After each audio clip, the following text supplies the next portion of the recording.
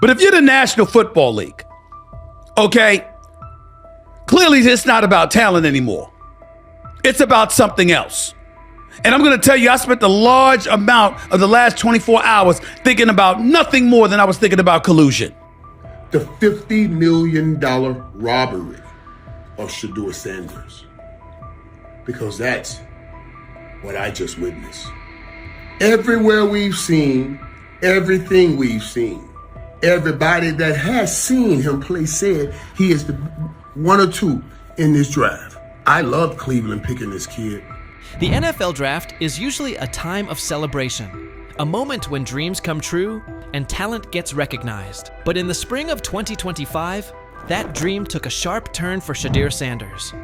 Instead of a milestone, it became a nightmare. One that might lead to one of the biggest lawsuits the NFL has faced in years. Shedeur, the Colorado Buffaloes quarterback and son of Hall of Famer Deion Sanders, was once expected to be a top 10 draft pick. But instead, he slid all the way down to the 5th round, pick number 144, by the Cleveland Browns. Now, quiet speculation has grown into loud conversations. Reports say the Sanders family is getting ready to take legal action against the NFL and several team owners, accusing them of collusion, defamation, and causing long-term financial harm. And the more you look into it, the more complicated it seems. From the outside, Shedeur's sudden drop in the draft doesn't add up. What we're looking at is a convergence of a lot of history falling into one weekend. There's a history of the NFL and their ideas about protecting the shield and what they feel like. There's histories of the Sanders, history of the quarterback, which makes this really complicated and pretty much impossible to find one specific answer about why Sanders fell. He was probably already a fringe first-round pick, so some of the mock drafts were wrong. There's probably some owners out there who wanted to humble him and Sanders, and then there's just the talent that was there. So I'm not, it's okay, I think, to say we don't know what the specific answer is. What I do know, though, and I know it's maybe a little bit of a tangent, but I feel like it's important to say, I want to say this to folks on the internet and folks who are paying attention. This is not the Colin Kaepernick situation. This is important to know. Colin Kaepernick was absolutely blackballed from the league for standing up for folks' rights. This is not what Shedeur Sanders went to. He was embarrassed for 48 hours in the draft, and he ended up going to a Browns team where he still could possibly be a starter on that team because they managed to have half of Wu-Tang Clan's worth of bad quarterbacks, and he can still work his way up to a starter. So this is not the same situation. His career can still end up being okay. Shedeur Sanders led the entire NCAA in completion percentage with an impressive 74.1%, broke several school records, and was right at the center of what many called the most talked about college football storyline in the last 20 years. With months of hype suggesting he wouldn't fall past the early second round, the expectation was clear. But instead, he had to sit through 3 painfully long days. Then came pick number 144, a moment that quickly went viral for all the wrong reasons. The cameras at his private draft party cut away. The champagne never even got opened. The room went completely silent. Deion Sanders didn't hold back afterward. According to those close to him, he was furious, allegedly saying, "This league just blackballed my son." At first, it sounded like a heartbroken father speaking out, but not long after, the leak started. Because how in the hell does 32 teams in the National Football League pass on a quarterback that was universally recognized one of the top 3 quarterbacks in the country entering this draft, and 32 teams passed on him? Not once, not twice, not 3 times, but 4 different times they passed on him. How the hell does that happen? 4 rounds. It doesn't happen to a quarterback. We've never seen anything like this before. We've seen guys drop because of injuries. We've seen guys drop because of off-field issues, but we've never seen a quarterback projected to be a top 20 pick, universally recognized one of the top 3 quarterbacks in the draft, projected to be a first rounder, in all likelihood a safe bet of a late first rounder, and drop literally to the 5th round. We haven't seen anything like that. So a lot of times when you go to these combine meetings, teams give you things to challenge you. Teams will have a player's worst plays ready for him, and they'll show him his worst plays and say, "Hey, why don't you explain them?" And Shedeur apparently didn't take to it well. And at one point, one of the few teams that actually was interested in him said, well, what do you make of this really bad play? And Shedeur said, maybe I'm not the guy for you. That's not the answer. Another moment. What they do during the film and the combine and the meetings is teams will install mistakes intentionally planted in the install, and they want you to catch them. Shedeur didn't, and when a coach called him out, once again, it didn't sit well. It's like, bro, there's not many teams needing quarterbacks, especially since Pittsburgh appears to have a deal with Aaron Rodgers and Tennessee's getting Cam Ward. So you're down to the Giants, who were not interested at all, and Cleveland, who traded out of that 2 spot because clearly they were looking for next year's class like the Rams are. Based on internal messages uncovered by a private investigator working with Shedeur Sanders' legal team, messages that haven't been made public yet but are currently being looked into by several independent news outlets, it looks like a few NFL team owners may have raised red flags about the media frenzy and the branding baggage tied to Shedeur. Even more concerning, there are reported claims that some team ownership groups were having behind-the-scenes talks, quietly advising each other to steer clear of drafting Shedeur unless they absolutely had no choice. People close to the Sanders camp say these private conversations even mentioned things Deion said back during Super Bowl week. Those blunt interviews where Coach Prime made it clear they would call the shots and wouldn't play for certain teams. Basically, they were following the same playbook Eli Manning used. Will you step in Eli Manning like, Deion Sanders like, to the point where like you told him, hey man, I ain't taking that psych test with the Giants. I followed you after that. I said I wasn't taking it either. Will you step in and do some of that if it's the wrong organization and say he ain't going there? Yeah, but I'm not going to do it publicly. I'll do it privately. This time around, though, the league supposedly answered with a wall of silence and behind-the-scenes sabotage. According to insiders, the upcoming lawsuit is expected to claim that the NFL worked together to hurt Shedeur's draft stock, not because of his skills, but because of how things looked in the media, internal politics, and bruised egos. If they played the cards and picked him up in the 5th round, but I surely would like to know how they knew he would still be there in the 5th round. I've been on that stage for years and years and years. I've never seen them position the cameras in position, give forewarning about who's about to be drafted. I wonder if Cleveland got a call from somebody in the NFL saying, we got to draft this kid. You just robbed this young man of $50 million. And it wasn't on his playing ability. Wow. Shame on you. Primetime Deion Sanders' natural bravado, coupled with that of his son. They say that the whole interview process wasn't that impressive when he showed up at the NFL scouting combine and refused to work out. That hurt him. The interview process while he was there hurt him, etc., etc. You know what, y'all? I get it. It makes perfect damn sense if he's drafted in the 2nd round. It's the fact that he fell to 5th that's alarming. After the draft, analysts on Fox Sports tried to make sense of the slide. Some said Shedeur wasn't a once-in-a-generation type of player. Others questioned his intangibles or pointed to the so-called baggage he brought with him. But instead of cooling things down, those comments only added fuel to the fire for Sanders' legal team. They're asking, how does a quarterback with a higher completion percentage than the #1 overall pick fall more than 130 spots? Why did draft experts rate him so highly, yet not one NFL GM publicly pushed back when he slid? From the Sanders camp's point of view, this wasn't just a case of a poor team fit. It looked more like a deliberate effort to send a clear message. Players don't get to control their future. That power belongs to the league. And nothing seemed to capture that message more clearly than Colin Cowherd's widely shared line: "Nobody wants a celebrity backup quarterback." According to sources, that quote is already being looked at closely by attorneys and has shown up in early versions of the legal filing. To them, it's more than just a jab. It's part of the case. So he says, this is exactly what he says. I'm told the footage of Shedeur Sanders meeting with the Giants is so bad that both the Browns and the Sanders family have threatened legal action if it is What in the NFL is happening right now? The New York Giants just leaked a draft interview recording with Shedeur Sanders, and fans are completely freaking out. Did Shedeur take some shots?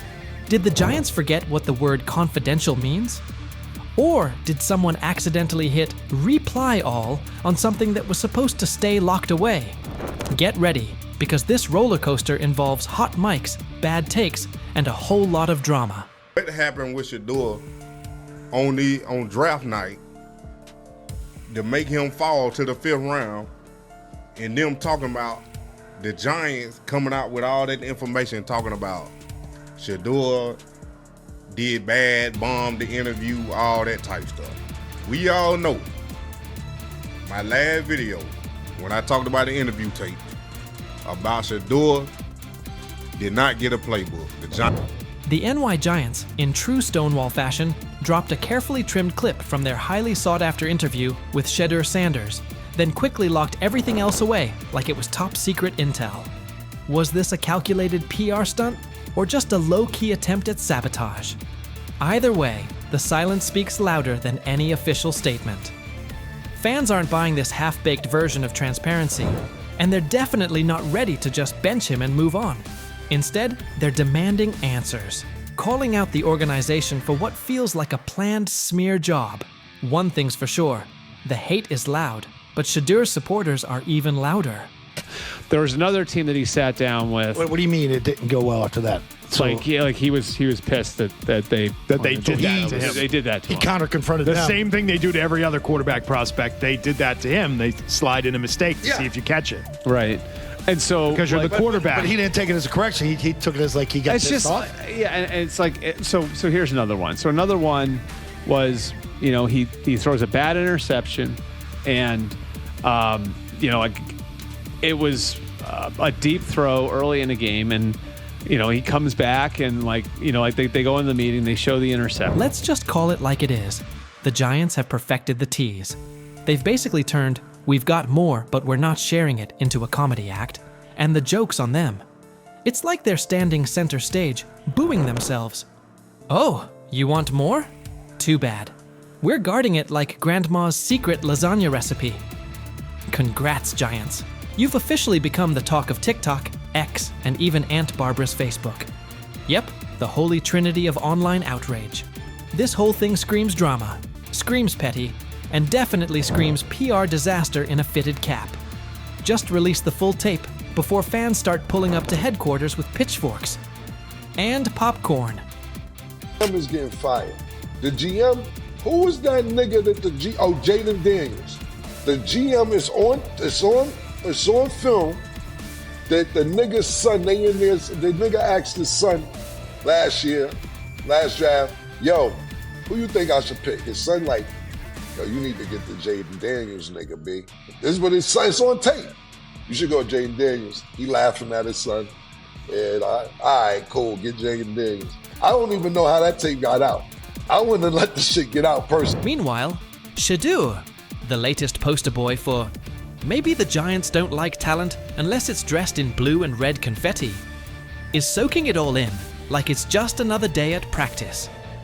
And here's the best part of the irony. The Giants tried to label him as all hype, no substance, a paper tiger. But instead, they accidentally turned him into the hottest name being mentioned by every sports analyst out there. They tried to bury the story, but somehow ended up stamping it in bold. It's the classic case of ignoring a trending conversation for so long that sure, people get annoyed, but at the same time, they keep your name alive better than your own PR team ever could. It's funny. New York Giants, where these tapes at? You hear me? Because if Shedeur Sanders was so unprofessional, y'all would have leaked the tapes for the whole world could see, right? Cause understand, it's a lot of he say, she say. But one thing I do know, as a young black man growing up in this world, being straightforward and not sugarcoat anything. Oh, this narrative is pure gold. Giants PR completely skipped subtlety and went straight to the "We don't like his dad" playbook. A move so awkward, it's like trying to dunk and ending up in a kiddie pool. You can almost picture them brainstorming it. Yeah, we're just not fans of QB families that aren't ours. Because nothing screams professionalism quite like having zero self-awareness. And the fan reactions? Absolutely priceless. That one little clip was all it took to set the internet on fire. Keyboards everywhere started lighting up. People are asking, why hide the good stuff? What are you trying to cover up? If there's really nothing to hide, why not just drop the full thing? And spoiler alert, they weren't whispering. Social media exploded faster than a New York City grill on Memorial Day weekend. Them out. Another moment. What they do during the film and the combine and the meetings is teams will install mistakes intentionally planted in the install, and they want you to catch them. Shedeur didn't, and when a coach called him out, once again, it didn't sit well. It's like, bro, there's not many teams needing quarterbacks, especially since Pittsburgh appears to have a deal with Aaron Rodgers and Tennessee's getting Cam Ward. So you're down to the Giants, who are not in. And that brings us to the next tasty slice of irony. By refusing to release the full interview, the New York Giants probably thought they were hurting Shedeur Sanders' image. But instead, they ended up throwing gasoline on the hype train. Rather than shutting things down, they made him look like the kid who grabbed the last cookie and somehow got blamed for taking the whole jar. Only difference? This kid's got cameras on him 24/7, and he's handling the heat like a seasoned pro. Now, every move he makes is being broken down, every throw studied like it's a presidential debate. Fans are calling it what it is. They've lied on Shedeur. Some say the Giants just don't like his dad. And honestly, that might be true. Maybe this whole thing was just a cheap shot at Deion Sanders by extension. But here's the plot twist. The harder they try to drag him down, the more interesting his story gets. The Giants accidentally turned Shedeur into a walking headline, a controversy in cleats. They tried planting doubt, but all they really did was create buzz. He's no longer just a top draft pick. He's now a symbol of resilience, a narrative goldmine, and living proof that real talent doesn't fold under pressure. It levels up. And at this point, even if the Giants wanted to, there's no turning off the spotlight. Okay, so probably the most fun yet the most difficult thing I cover and we cover all year long is not games. It's the NFL draft. Because I've said this many times, you get lied to for a month to 2 months up to it. And so often during the draft, and every few drafts, there's a guy that really falls, precipitously falls. This year it was Shedeur Sanders, it's been Aaron Rodgers, it's been Dan Marino. Every few years somebody falls a lot. And so, but those stories don't come out until like the fall and after. Let's not overlook the fact that the hate is so strong, you could bottle it up and sell it as radioactive cologne. You can practically watch it leaking out of Giants HQ like toxic sludge straight out of a bad superhero origin story. But here's the twist. Maybe that's their superpower. Maybe the New York Giants really believe they're cooking up some secret formula, a cocktail of manipulation and media spin. But here's the thing. Every bit of shade they throw at Shedeur Sanders only makes his story bigger. Every time they try to box him in as some overhyped diva or question his character, they accidentally hand him another viral moment. And now, he's the underdog hero rising through the smoke. Let's be real. This isn't just about football anymore. This is about narratives, control, and how the establishment absolutely loses it when they're no longer holding the pen. And the real kicker? They still won't release the full interview. You've got NFL fans, media heads, and entire Reddit threads all chanting, "Drop the tape." Like it's some long-lost Beatles album. Meanwhile, the Giants are just sitting there, staring into the void like nobody saw this mess coming. Now, I don't know if it ever gonna get leaked or not. The tapes, the New York Giants have the tape. They definitely have the tape. It's confirmation that they have the tape. Shedeur didn't do nothing. It's what they saying he did. I'm gonna tell you what these mixed reactions right here. So we already know about the New York Giants. But the Pittsburgh Steelers head coach Mike Tomlin reported Miles Sanders' talent, but hesitated to draft him due to previous challenges with quarterbacks like Russell Wilson and Justin Fields, leading to more cautious approach. Las Vegas Raiders. Sanders met with Raiders at the NFL scouting combine and expressed enthusiasm about potentially joining the team. His familiarity with the West Coast offense and quick release was noted positive, though concerns about his ceiling. I'm outraged, I'm sickened, and I'm saddened by the way Shedeur continues to be treated in the National Football League. Now by those sorry-ass Browns and sorry-ass Kevin Stefanski. I understand in a situation like that, when it comes to the 3s and 4s that you're playing with that aren't going to be on the squad and not going to make the team, give your quarterback a chance. Okay, you know what? You know they can't hold up that long? Let's play quick game. Let's play quick game just to get Shedeur in the goddamn rhythm. But no, you come out calling regular offensive plays. When they're at practice, Shedeur Sanders is not their priority. When he is at practice, he was staying hours beforehand, leaving hours later. Shedeur Sanders wasn't just tossed into the game last night, he was dropped into a no-win setup. Nothing about it felt accidental. From his first snap, it looked like one player against the entire machine. The Cleveland Browns, led by head coach Kevin Stefanski, seemed intent on cooling the hype and slowing his momentum. Instead, the plan backfired. The performance and the circumstances around it have sparked a wave of scrutiny, with analysts and reporters now calling out Stefanski and the Browns front office for engineering a preseason situation that stacked the deck against Shedeur. I'm going to answer this question by saying Shedeur Sanders, and I'm going to tell you why. I think he's being set up to... Stephen A. Smith said from the outset that the entire preseason would be engineered to undermine Shedeur Sanders. He argued that even starting the first preseason game was part of a plan to make him stumble, fueling the idea that he's just a 5th-round pick and validating the skeptics. Whether that blueprint existed before the games kicked off or not, it didn't stop there. Now, attention has turned to Kevin Stefanski and the Cleveland Browns for placing Shedeur in an unfamiliar system and circumstances that set him up to falter. Garrett Bush echoed that criticism, noting that regardless of how hard Shedeur worked before and after practices, he was never treated as a true priority in their plans. When they're at practice, Shedeur Sanders is not their priority.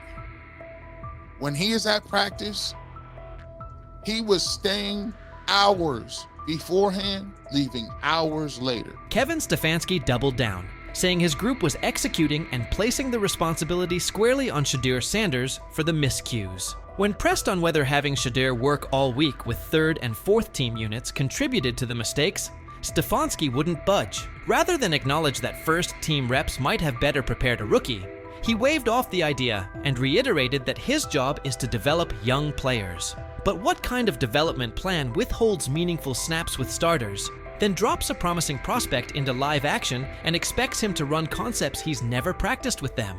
All of our players, Mary Kay, there's things that we can do better, and there's some good moments out there, but that's what our job as coaches, to develop. Skip Bayless weighed in as well, blasting the Cleveland Browns for their handling of Shedeur Sanders and calling it just about the worst approach imaginable. He said the issues fit a troubling pattern under Kevin Stefanski, with Sanders repeatedly mishandled instead of developed. In Bayless's view, this wasn't a one-off mistake. Sanders hasn't been given real opportunities or meaningful support. That treatment has only increased the pressure and made it even harder for him to succeed. I'm outraged, I'm sickened, and I'm saddened by the way Shedeur continues to be treated in the National Football League. Chad Johnson added that by surrounding Shedeur Sanders with offensive players unlikely to make the roster, Kevin Stefanski effectively stacked the deck against him. He argued that even a quarterback of Tom Brady's caliber would have struggled in that setup. Analysts have echoed the point, putting the blame on the coaching staff for failing to give Shedeur a fair platform to succeed. Ochocinco also warned that critics would soon brand Shedeur a failure and dismiss him as a 5th-string option, while ignoring the core problem, who engineered the situation in the first place. Despite the noise, He framed the backlash as part of a broader effort to drag Shedeur down, noting that some people seem more intent on tearing him apart than acknowledging the circumstances that shaped his performance. You just beat the guy. And that's okay. You get paid, he gets paid. Sometimes Ocho just gonna win because Ocho was just the better player. Sometimes the defensive back is gonna win. He wins some, you win more than you lose. Despite the noise, Shedeur Sanders never criticized head coach Kevin Stefanski or anyone else. He put the outcome on himself and focused on what he could control. He acknowledged there was plenty to clean up and committed to doing the work. He framed it as a learning opportunity, refusing to let one preseason outing define him. Like a veteran, he owned the mistakes, recognizing he needed better eye discipline on those designed runs and smarter decisions to keep the offense on schedule. He even took responsibility for every sack, stating they were on him. The response was measured and mature, reflecting his grasp of the position and his readiness to improve. No, I gotta watch the film, honestly. I can't say what it was. It's definitely different places where I could got my eyes in better spots and got to the progressions quicker and regardless of anything, so all those sacks, they definitely on me. How long can Shedeur Sanders keep absorbing the blame on his own? How long before the decision makers who've steered this process either stand up for him or at least grant him a fair look? More and more voices around the league see this as deliberate. Shedeur cleared the first gauntlet, but he's still tangled in the same net. That's the core problem. Not one preseason outing, but an apparatus that keeps tilting the field. The treatment of Shedeur Sanders forces hard questions about fairness, opportunity, and bias in the NFL. Despite the obstacles placed in front of him, he's responded with poise, owning his performance, identifying areas to improve, and committing to growth. But the larger issue isn't his willingness to learn, it's the structure around him that keeps narrowing his margin for success. His experience with the Browns, being dropped into situations where failure felt pre-written, points to deeper systemic habits. Young players, especially those who don't fit a preferred narrative, get boxed in, judged early, and developed late. This isn't only one quarterback story. It mirrors what countless prospects face when perception, politics, or preconceived roles outweigh on-field evaluation. As analysts and commentators continue to spotlight what's happening, it's clear the conversation about Shedeur Sanders has moved beyond a single depth chart debate. It's about dismantling baked-in biases and delivering a truly even playing field. Shedeur's resilience is real and admirable. The unanswered question is whether the system will evolve fast enough to let players like him do more than survive so they can finally thrive. What do you think?